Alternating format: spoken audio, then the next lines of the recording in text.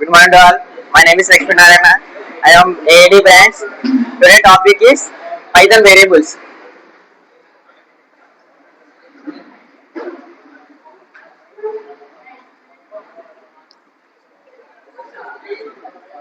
Python variables.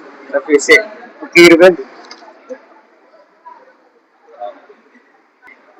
Python variables. Python variables are containing a storing of data in variable. అంటే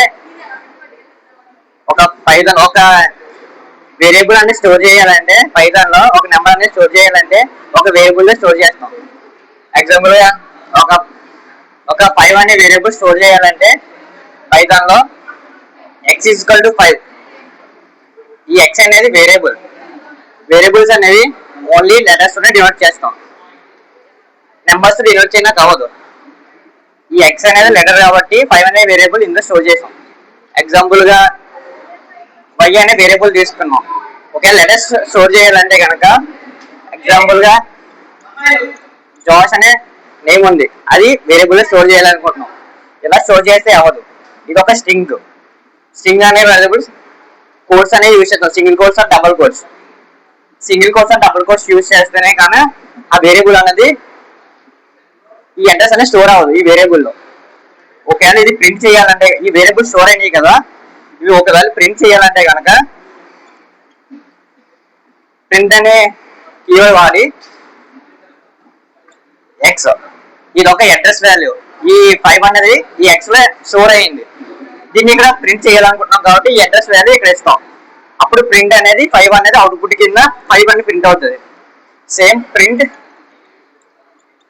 y అనేది ఇస్తే ఈ Jose అనేది print అవుతుంది. డబుల్ కోట్స్ రావు. ఒకవేళ ఈ వేరియబుల్స్ అనేవి కొన్ని రూల్స్ ఉంటాయి. మై వార్ అని, మై వార్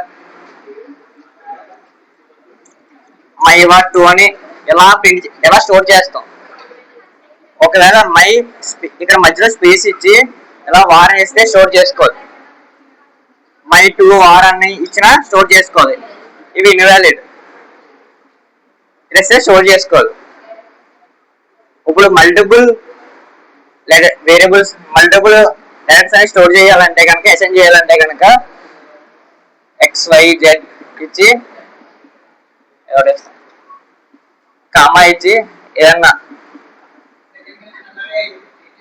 ఇలా 2 వేరియబుల్స్ ఇచ్చి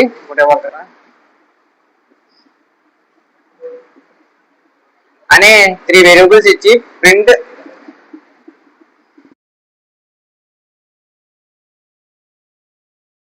అన్నది XYZ అలా తీసుకుని ఈ 3 అవుట్పుట్ కింద ఇస్తుంది. ఒకవేళ సింగిల్ వేరియబుల్ లో చేయాలంటే కనుక ఇప్పుడు ఫ్రూట్ అనేది తీసుకున్నాం. ఇది ఒక వేరియబుల్ కింద, ఇది లిస్ట్ కింద స్టోర్ చేసుకుంటది. ఏ అనే లెటర్ ఇచ్చి బి సి అనేది ఇచ్చాం. ఈ బ్రాకెట్స్ ఎందుకు ఇచ్చామంటే ఇది ఒక లిస్ట్ మెథడ్.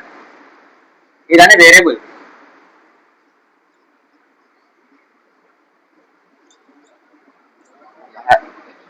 చూడండి